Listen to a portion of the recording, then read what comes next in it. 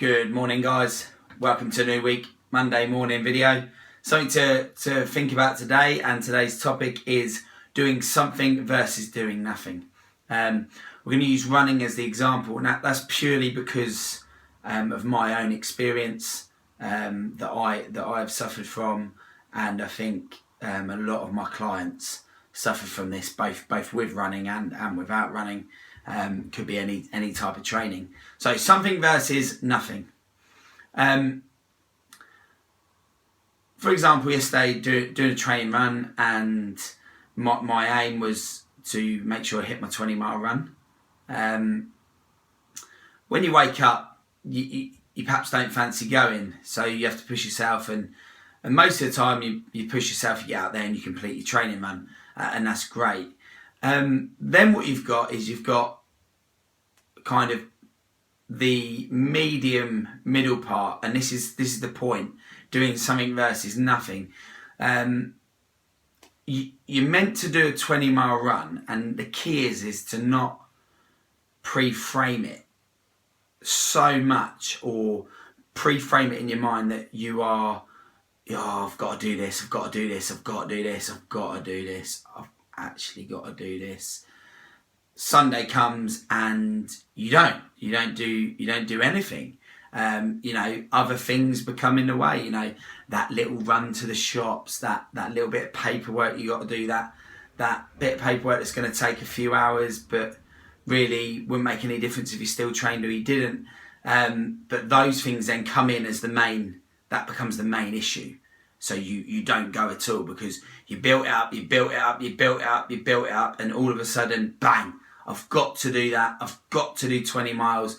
And you almost become a bit OCD with it. And what can happen is, rather than going out and running, you don't go out and run at all.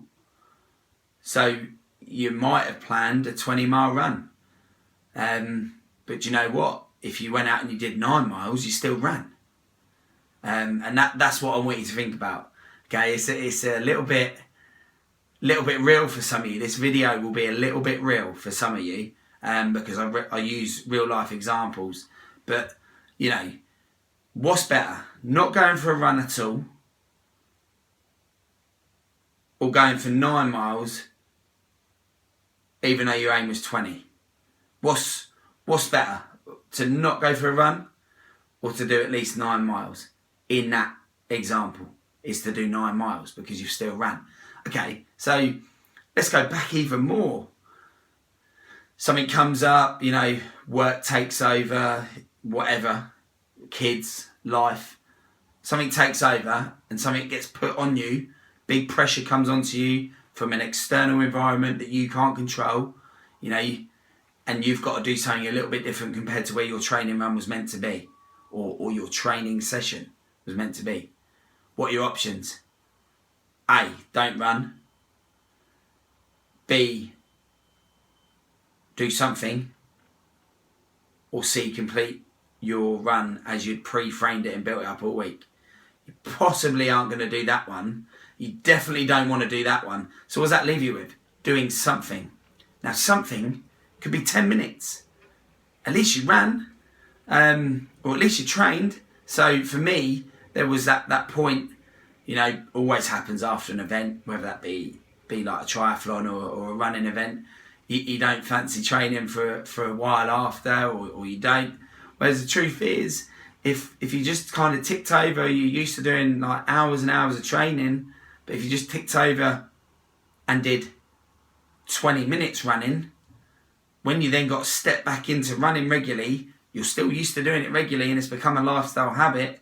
You just don't completely fall off the wagon and do what people do, what I've done in the past. Got to run 20 miles, got to run 20 miles, got to run 20 miles. Oh my God, it's going to take me hours. It's going to take me hours and hours to run 20 miles. I haven't got that time. Oh, I couldn't possibly run at all. So that's what happens. You don't run at all, whereas you could just do 20 minutes. And that 20 minutes consistent, once you've done, your bulk of your training, or when you're just going through a transition period, that 20 minutes consistent where you just still get out that will make the difference. We can all afford 20 minutes. Everyone has got 20 minutes in every day. They have. Just get up 20 minutes earlier. If you've got something that takes over or needs doing, get up 20 minutes earlier. Go do your training session then. At least you did something rather than doing nothing. So don't forget that, guys. Monday morning, do something versus doing nothing. Two very simple concepts. Let's be on this side. Let's do something and let's not do nothing. Okay? If you think this added value to you, just feel free to share it around. If you think someone really needs to hear this message, the concept of what we're saying, then share it around. Take care, guys. Have a great week, and we'll see you later on in the week.